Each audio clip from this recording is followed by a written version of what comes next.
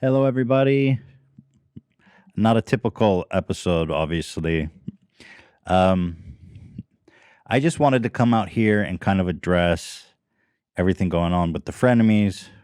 Um, obviously, there's a lot I want to say about it, and a point where I'm just gonna start from the top. Like, first of all, I'm gonna say about Trish, like the whole breakup is that, like, Trish has been saying a lot of things publicly, which has put me in a tough spot. Because on one hand, obviously, I want to respect her, well being. But at the same time, it's like she's kind of tied my arms because she's saying a lot of things publicly that I feel I need to make some corrections on and just, to speak up for myself. And I want to do this in a way that's respectful to her because my intention is not to like burn the bridge or to blast or anything like that. I just want to give people what I think is a fair account of everything that's happened. And so I say with peace and love that, as a friend, I have come to love and appreciate Trisha, as a partner. I think she's one of the funniest people I've ever known, one of the most talented people, one of the most dynamic and entertaining people I've ever known. And so creating frenemies with her is going to be one of the all-time highlights for me. It's been such an amazing ride. I've learned and grown from it so much on a personal level from her and from you guys, the audience. Obviously, there's a lot of new people that have come for the show. And I feel like I've become a better person for this experience. And so I want to make sure that everything I say now is under the lens of like appreciation and love for Trisha and not at all trying to burn a bridge, but more just trying to, you know, defend myself or correct or set the record straight in some ways because, it's like with Trisha, she puts me in these tough situations where it's like I'm losing no matter what. She can say whatever she wants, what she puts out publicly. And then, if I just sit and take it, everything's distorted. And if I say anything, then I'm the bad guy for, coming after or something, which is not my intention at all. This, just for the record, is not, you know. So listen, the I don't know what more humanly I could have done to prevent this from happening. Like I don't know what humanly more I could have done. I feel like I have tried to accommodate her in every possible conceivable way, to make this as comfortable, as equitable. I've been as fair as possible in terms of like money, creatively and stuff. She disagrees with that. So there's some things that I guess I want to correct. And since we're not doing this show, she's going to put stuff out there and we're not sitting next to each other for me to be able to say like, well, no, this is what actually happened. Now she keeps going on about how there's creative differences with her and the crew. That was something she keeps talking about. And so the day after we shot, after we had like broken up, we had a conversation for the first time ever about her wanting to hire new staff that she would look for and hire to work on Frenemies. That was the first time we had ever discussed that. And after talking it out with her, I agreed. I said, okay, we can, you know what? Again, because I just want to make everything smooth and manageable. We had this big blowout. We talked the evening afterwards. I said, you know what? Let's hire a producer. You tell me who you want to hire, and I'll hire him. And he can work on some of the more complex ideas that you have, because she has ideas like, oh, let's do ribbon dancing. And it's like, okay, well, that's a fun idea. I agree. It's a cool idea. But like actually executing it, finding the spot, filming it, the logistics of getting all the equipment there, everything, is the hard part that we do. So it's like, yeah, I have an idea to go to the moon. Okay. I mean, yeah, it's a cool idea, but like you have to figure it out. That's the hard part. So she said, okay, I want a producer. I said, you know what? it's a good. I don't even hate the idea. Let's get a producer who's going to work with you to produce your ideas. I love it. So I agreed, and I said, let's just chill out for a few days, let things cool. I'm down to hire this producer. Um, and then, the next day, without telling me, she drops this video. She's quitting Frenemies, which took me completely by surprise. And I was just, I was honestly, I don't know, from a business partner perspective and a friend perspective, that video really rubbed me the wrong way because I woke up after having a conversation with her where I agreed to everything she wanted to do. And I wake up to her being like, saying all this stuff about private conversations we had and saying, oh, it's the crew's fault. It's the people on the crew were unhappy, and like, I don't know. I just felt like that video was just so unnecessary, and I just didn't get it because I had done everything possible. I didn't get it. I was like, I'm down. Let's do it. In the long stream of things that I'm willing to do to keep her happy. And it's just, I don't know. She goes on about how like we hired Sam, who's Ian's girlfriend.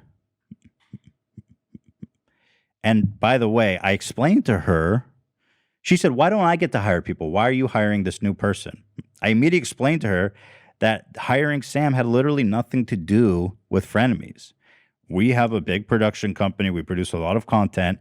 Sam has been working for us freelance for months, and she recently became available for full-time employment. So I said, this is great. I like Sam. I want her to be on the team, and I'm going to hire her as my production company. I said, why should Trisha have a say on who I hire for my production company? It literally has nothing to do with Frenemies, and I explained that to her.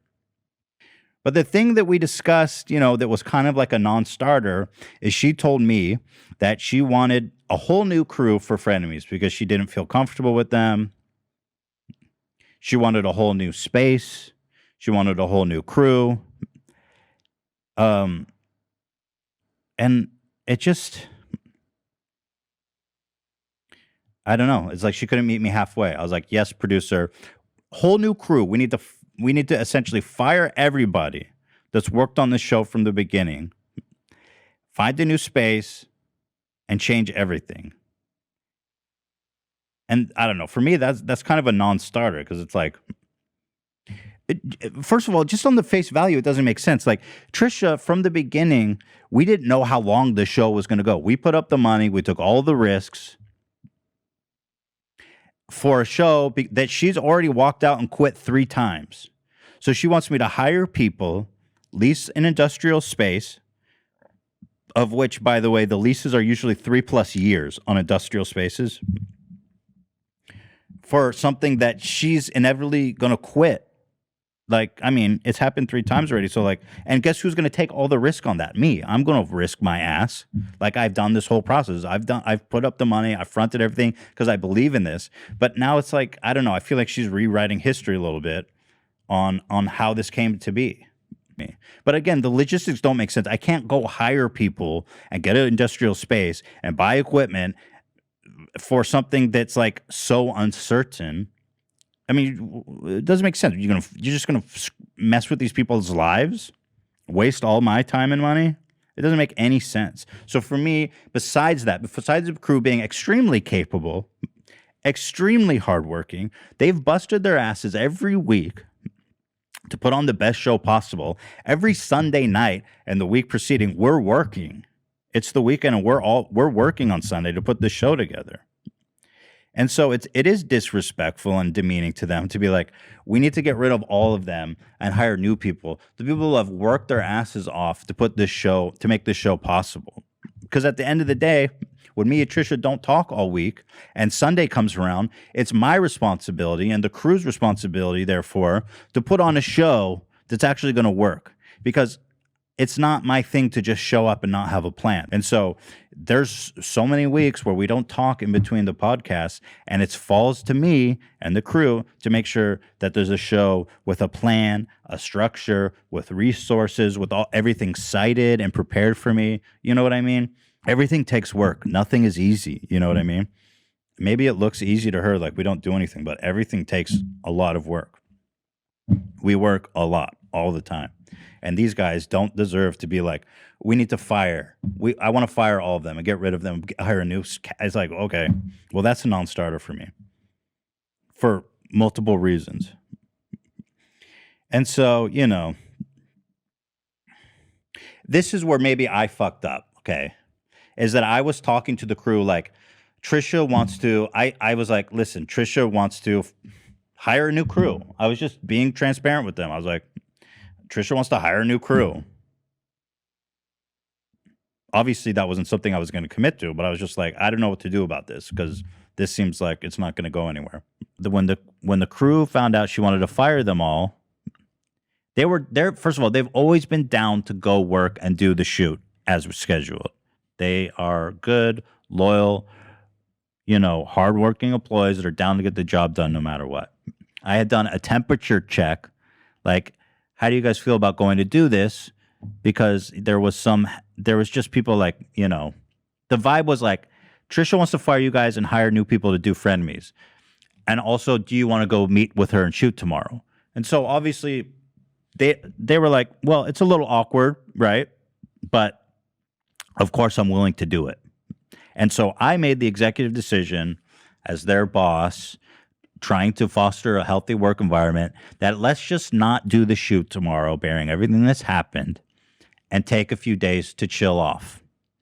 And so in the context of that conversation, I think Trisha understandably came to take the meaning like, oh, they're on strike. That wasn't the case. They were always down to shoot it. And I made the decision to not shoot immediately after taking a temp check and after everything that happened. So, and then another thing that's like really unfair is that she keeps saying things like, one of the employees' girlfriends, who was hired without my consent, again, had nothing to do with you, nothing to do with Frenemies, hired for my business, is the reason why, this is all like falling apart, is because she was offended that Trisha didn't like the Q&A or the advice segment that we were planning. First of all, I thought it was Sam's idea. It was just an idea she pulled from a document, but she did the work preparing it. I don't think it really matters whose idea it was. The fact that Trisha was just going to sit there and trash their work was kind of unacceptable to me, because ultimately I have to create a safe work environment for my employees. And it's just kind of toxic to sit there and shit on their work. Whoever did it, it doesn't matter who did it. But I do want to say for the record that that's not what happened. Sam was not upset that she didn't like the work. If anyone was upset, it's because she said that she wanted to fire everybody and get a new staff. That made people uncomfortable. Like, okay, well, she doesn't even want to be around me. Okay. But the thing is, she keeps harping that in all of her videos to the point where not only is Sam now getting shit on her like social medias, people have gone out of their way and been like, you're the reason Frenemies is over. People are going to like AB's wife. People are going to Dan's girlfriend and just like random spit firing shit at them with the chance that that's the person Trisha was talking about. And it's just not acceptable, And this was part of a private conversation that she made public to try to justify why she wanted to leave the show. And that to me is just, I don't know. It's just not cool to do that. I really don't like seeing the crew get shit on for no reason. I have some responsibility to take good care, like to, create a healthy work environment for my employees, and that kind of stuff where she's just taking private conversations and putting it out there that's resulting in like Dan's girlfriend being harassed is just, I don't know. To me, it's unacceptable. And I don't know. I guess some people disagree with me on that, but look, That's just the way it is. I really don't know what to say. She said that our content was lazy, repetitive. The segment was horrible. It doesn't matter who prepared it. It's like, it's just not professional to do that on air when the crew is there. It's her first day. And, you know,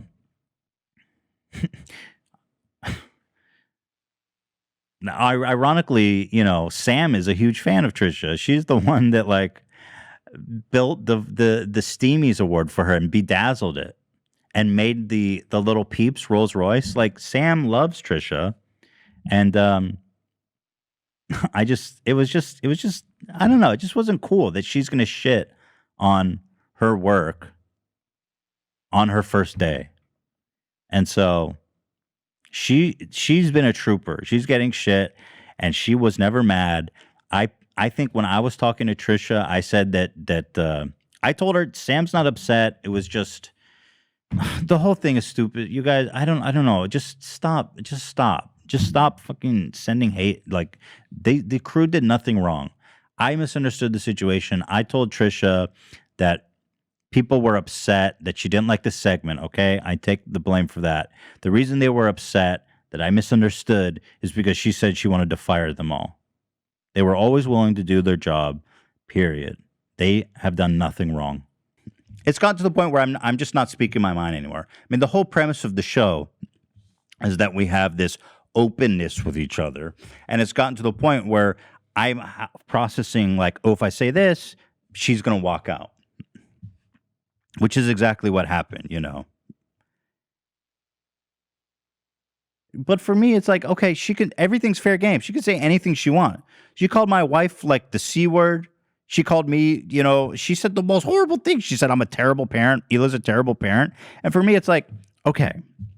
And I understand again that she has mental health like health issues, but at the end of the day, it's just not, I don't feel like it's fair. Even though she has those issues, it's just, I can't be her emotional punching bag. And then the minute I speak up for myself, it turns into another like show ending fight. It's just not a fair relationship. You know, I have mental illness problems too. Like that she doesn't seem to really give any credence to that. Like I have depression. I'm medicated for that shit. 20 milligrams Lexapro every fucking day. My dick feels like a piece of wood. Like I have no sensation in my penis. Side effect. And I'm fat, by the way. Also a side effect. You know, I have Tourette's, by the way, something that she continues to tokenize, which always makes me uncomfortable. I always ask her to stop doing that, insisting that everything I do is, oh, that's Tourette's, that's Tourette's. I don't like it. And I tell her that every time, and she keeps doing it. So, like, you know, it's just not fair. Like, I take all this shit, and she takes no shit ever anymore, you know.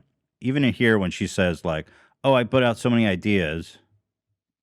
Here. I said something that it was lazy or something like that. And he's like, well, you don't do anything. But I put out so many ideas for the show. And I like listed them like aerial gymnastics, like Dancing with the Stars, like clay pottery and the thing. And I like. Okay, so that's the extent of her involvement. She says, here's ideas. And I said, great, let's go to the fucking moon after that. It's like an idea is just a fart in the wind unless you fucking give it a sniff and internalize it. I don't know if that analogy is good. But it's like that's the fun part, you know. Let's go build a habitat on Mars. Sick. How do we get there? You know. The tour bus. That was very hard to put together. That was very hard to put together logistically, you know. And she like tore it apart. She was very rude about it, saying that it was unprofessional. People didn't know what they were doing. It was just the cast girlfriend on the bus, this and that. It's like, yeah, it was the cast significant others and friends and family because you know what's the legal issue of trying to get a release from random people? I mean, we'll put that on in like a week's time. And I thought it came out great, all things considered. And then for her, it's just never good enough. Like, it was shit. The sound was awful. The video was awful. It was super unprofessional. It's like, okay, not good enough. And then here's another thing that was like super unfair is that the night after she posted, or the day of after she posted her "I'm leaving Frenemies" video, I texted her trying to be mature and handle it personally, like off the internet. I said, I just want to be honest with you and say I felt it was really unfair how you put that video out, after we worked to try to resolve this.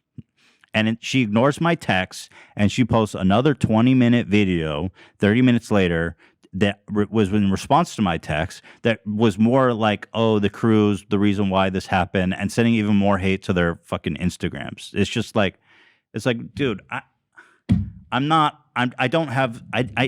a patient man, but I'm not like superhuman. I just was like, I'm reaching out to you to try to resolve this. And your response is to put out another 20-minute video about the situation. And once again, I'm in this impossible position where it's like she can say and do everything, put out all these videos, tweet DMs and private messaging and shit, and I'm just supposed to sit here like a fucking like Gandhi or Siddhartha, the great Buddha. I'm not the great Buddha. I am fat though. Well, the Buddha was skinny, so I don't even know where that comes from.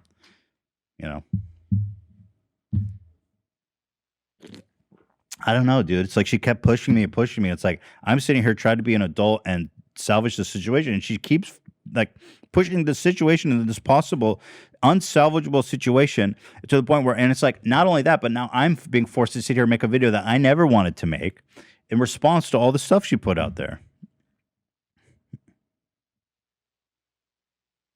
And it's like, imagine how confusing it is, because she goes on the show and she says, oh, this questions is so dumb. It's lazy. It's crap. I hate it. I mean, the day before, she retweeted it unprompted. I did not even ask her. I told her about it. We went over the questions. She was happy about it. She liked it and retweeted it. I didn't ask her to do that. She did that unprompted. So now, all of a sudden, it's like this is the duality of Trisha that's just really, really difficult. We discussed it before we went live. I went over the segment with her. I showed her the questions that people had, and she liked it. She agreed. It was a work in progress because we had just posted it and we had only a few questions to show from, because Sam said there was like 2,000 emails to go through. And it was something people were excited about. The fans were excited about it. I thought it would be fun.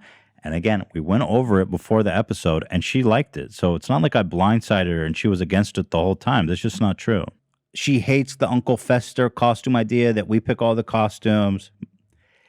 And like, here's her message about it when I pitched it to her, originally. And I'm not, I know this is like a DM, but I do think it's important to illustrate the realness of like how difficult it is to navigate this space with her, because she putting out like how much she hated the costumes. It was my idea. She never wanted to do it. She doesn't even know the character. She says, I don't even know this character. I sent her this picture. I said, costume idea. She says, laugh my ass off. Oh my God. This is one of my all-time favorite movies. Can we? I love her. And we said, okay. And then Trisha went to her tailor, had the costumes made. And so how am I supposed to, how am I? It's like, I'm in this pot. She loves it. It's one of her favorite movies. And then she hates it. She doesn't even know who the character is. And it's all my idea. And, fuck me for even making her do this. It's like, I don't understand. What am I supposed to do? That's what I mean. It's like, I can't humanly do more. She expects superhuman care. She expects, I'm not a superhuman. You know what I mean? I don't have like psychic abilities. Unfortunately, I'm working in the constraints of a mortal mind. And then she brings up this 5% cut thing where it's like, dude, it doesn't seem like that much to ask that I get a 5% cut to cover everything that I've spoken about. We pay for the set. We rent the space. We film it. We use our equipment. We employ the people. We edit it. We upload it. We post it. We get that sponsors. We develop the concepts. We work all week to prep the segments. We pay for the insurance. We do the accounting and the payroll. I send her a fully itemized report every month of literally everything and how the expenses break down and her cut. And the fact that she would even accuse me of not being transparent is honestly very hurtful, because I've gone so far out of my way to be as transparent as possible. I show her literally everything. I have our CPA preparing a monthly report itemizing literally everything. We pay for all of that. We do all of that. We work on Sundays to prep the show. And she's complaining that 5%, she's apparently like, I want to say, and how that 5% is spent. The 5% is already spent on everything I just said.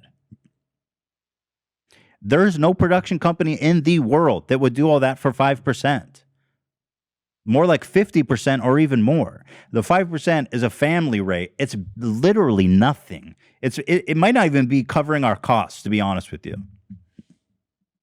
It's as close to nothing as humanly possible. And one of the great efforts I've always made to be as fair and transparent and accommodating to Trisha as possible, but it's like she always keep going back. Like, I have a say to say what the 5%. How did you hire Sam without consulting me? It's like, I'm sorry, this is our business. She's not just working on Frenemies. Why do I need to consult you who I hire for my business? That seems outrageous. And then she starts going, I want an itemized breakdown of how that 5% is spent. And I'm like, dude, it's not like that. It's a fee. It's a production fee. I'm not giving you itemized deduction of the entire business. It's like these absolutely unreasonable, unimaginable bars that I can never reach. Someone who has done everything possible to reach every bar she set, and that's one. She keeps setting it higher and higher to the point where it's like that is unhumanly possible to reach. And then she has the audacity, and I'm just going to be honest. She starts tweeting out our DMs, and this is just not acceptable behavior. And listen, I know she's I appreciate the mental health concerns that she has, but there's only so much that I can tolerate as a result of that. And she starts tweeting out our private messages talking about the show. This was a message before the show ever was made. We had not even made one episode. It was all theoretical. I said, I think I need $55.45 to cover the cost of production. And she showed a screenshot of her saying, I'm being Jewy, by the way. You know.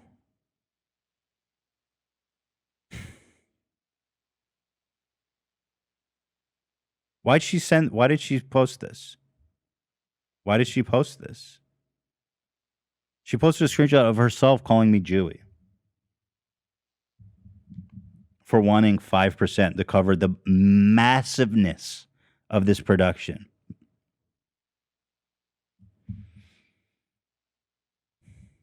And again, it's like she can say whatever she wants about my being Jewish. She can make all the stereotypes, do everything she wants, and I can't ever fucking say shit.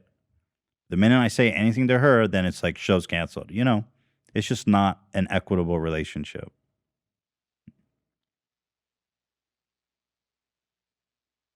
And then here's another thing, you know.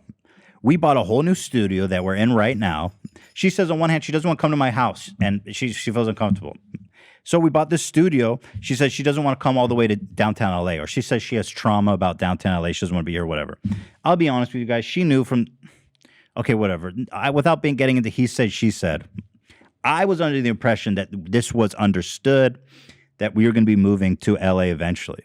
I mean, when we started the podcast, it was in the basement. And the basement was always temporary.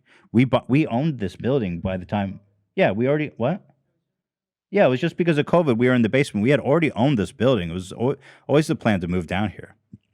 But then she says, "I'm not moving. I'm not doing the show downtown LA." So she said she starts to get like, okay, if you guys don't do it here, you guys need to stay at the house. And so I said, we had a little back and forth, but ultimately I was, again, trying to appease and do everything humanly possible to make this work for Trisha. We spent $30,000 buying all new equipment, cameras, switching board, audio equipment, microphones, everything, so that we can continue to do it at the house for her. And she keeps bringing up this like, well, you get 5%, so you like, what is that for? You need to be paying. And I say, okay, you know what? Let's keep the show going. Let's do it at the house. I'm going to spend another $30,000 on the already $50,000 I spent on the set. I don't complain about money. I don't give a fuck about it. I really don't. It's like, I don't know, dude. And so then we spend all that money on that shit, and then she's not comfortable going to the office, and now she's not comfortable going to the house because the crew's there. The merch issue is another way that just is super, super sad for me, in the same way of how she just like wants to cut the whole crew loose. Because, first of all, we fronted the money, we produced, designed, and made in its totality. Hila did. Hila, despite Trisha saying the meanest and rudest things about her, knowing that there was a chance that this show might not work out, made the risk, used her company's resources, and for Trisha to just like walk out. I mean, we have this merch release. Every penny I've made from Frenemies, by the way, if she wants to talk about money, is tied up in this merch that doesn't come out for another month. And I don't even know if we're going to sell. So it's like, for all the complaining she does for money, she's the only one, as far as I'm concerned, that's actually making money from this thing. Because I've spent pretty much every fucking penny I've made from Frenemies into the show, on merch, into the own resources, buying more equipment for the fucking studio, building the set. It's like, it's so easy for her to complain. She shows up, she gets a guaranteed check every fucking month, and I'm putting all my money on the line, and now I have hundreds of thousands of dollars tied up in merch that I'm probably not going to be able to fucking sell, that my wife works super hard on, her staff works super hard on, and now it's like, tough luck, dude. Trisha got paid, and she's complaining about 5%. It blows my mind, and I'm upset about it. I am. I can't hide it. I just am. It's just not fair. It's really not. And the release of this is July 8th. We were planning to do a photo shoot this Thursday. Something she insisted on doing. And we put it together with our resources. We were paying a photographer, someone to produce it. This is all money that we were paying up front out of our pockets, and never even thought to ask her for money, because I don't give a shit, right? In 1 month's time. And she drops the "I'm quitting Frenemies" video after me doing everything possible to resolve this with her privately. So, like, the nerve of her to complain about 5% when I'm literally not making a fucking penny at this point is just so disrespectful. It disregards all the hard work we do, not only on the crew, but now on my wife and all the people that worked on the merch. And it's like, okay, well, fuck you.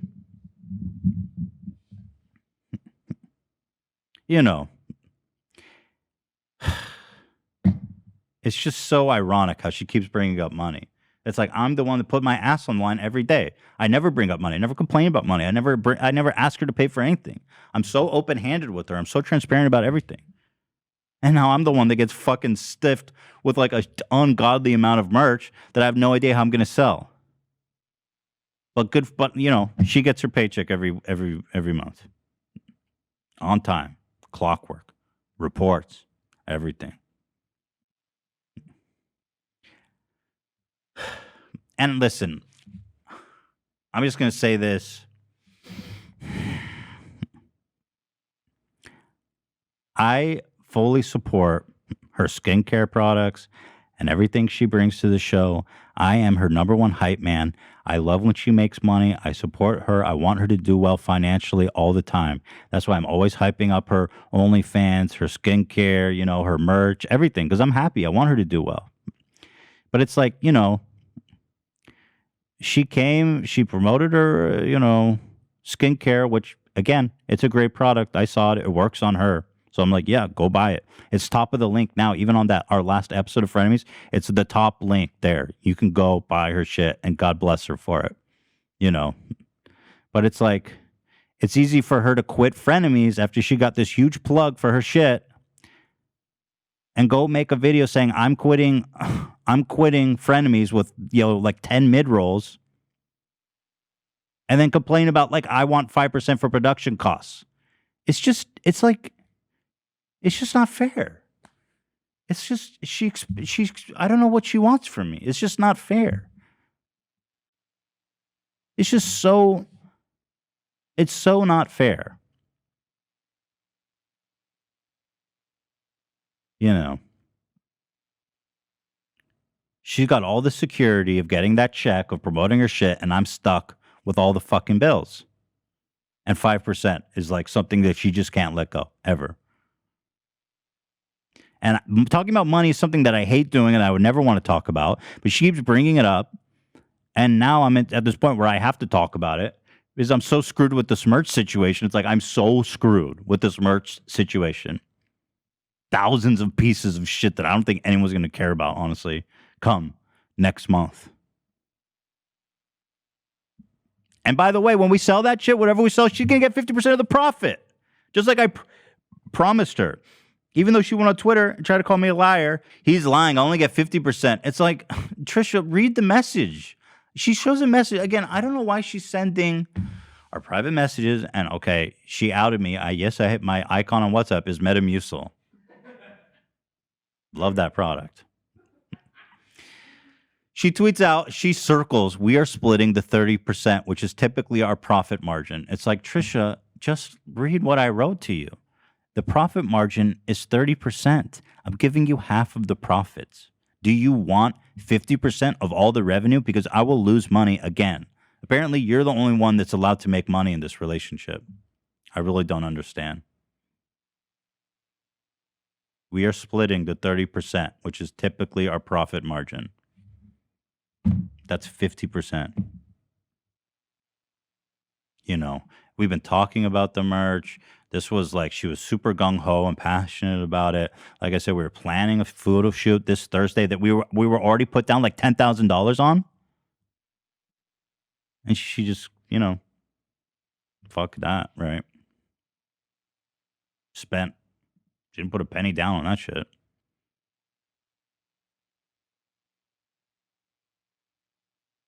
And by the way, sharing our business profit margins is not public information. Like, there's no reason for her to put out what our profit margin is. That's just not public information. I just don't understand why she's doing that. And then a whole big part of her thing was that we don't ask for her input on anything that and that's just again very upsetting and very untrue. You guys remember back in the beginning of the show, she was complaining on the show that I was texting her too much, asking her too many questions, and wanting to involve her too much in the show. She told me not to bother her. You guys remember that? That's in the show. Like, from the beginning, I've tried to include her and give her as much control and input as she could possibly ever want. And she tells me, don't text me so much. It's like, okay, that's nice for you. But we have, like on Sunday night, she goes, don't text me past like 9 or 8 or whatever it is. It's like, nice for you. We're all up preparing for the show. So don't fucking complain that you don't have control and that we don't care about your input when you're basically literally telling me to fuck off because you don't want to deal with this. It's like the responsibility has to fall to someone, me, obviously, and the crew to put on a watchable show. So it's Sunday night. She's saying, don't text me. It's like, okay, let's do this, guys. And then meanwhile, she's got the chutzpah to come out here and say, they don't ask me for my input. It's just unwinnable. It's unwinnable situation. I mean, we've gone out of our way in every imaginable way to make her feel welcome, accommodated, listened to, appreciated to. I mean,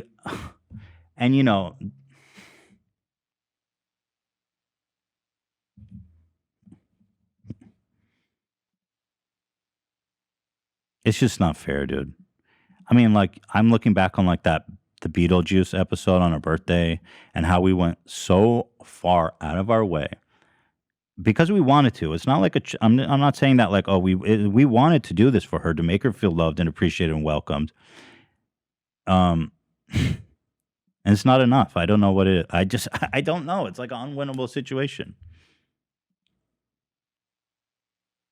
I don't want to make this video at all, but like she keeps putting things out in the public. She's made a bunch of videos, a shitload of tweets, and it's just not fair to me to be able to just once again sit and take her be her punching bag and not even say anything on behalf of myself or my employees. In the end, the truth is that I'm very grateful for the experience we've had with Frenemies and all the learning and growing and developing and the amazing growth that our channel's seen as the result of that show. I mean, it's been popular and successful beyond what either of us anticipated. And I have so much to thank Trisha for. I mean, and this isn't like I'm not trying to like cut her out of my life. This is not me trying to say I'm not ending things on bad terms with Trisha. I mean, she's my family at this point. She's marrying my brother-in-law. This is not like I'm not by any means trying to like cut her out of my life, okay?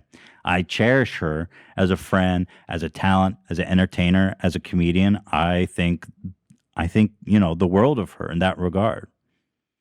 But, as a partner, it's just after doing everything possible to make this work and then being shit on the crew and me and the Teddy Fresh and disrespected everybody like as a partner, as a business partner, and then putting out videos and tweets and stuff, it's like I don't know. I feel like I owe it to myself and to the crew to explain things as I see them, at least, because we're not sitting together to have this conversation. She put out her side, so it's just fair for me to put out my side. I owe it to myself now, and to everybody, Teddy Fresh, and to the crew who worked on all this stuff that's just getting dropped. I do love Trisha as a friend, and I do want the best for her, and I'm sure she's gonna bounce back and do great. She's like a freaking phoenix, rise from the ashes, always will. And this is not me saying like cancel Trisha. This is not me saying anything like that.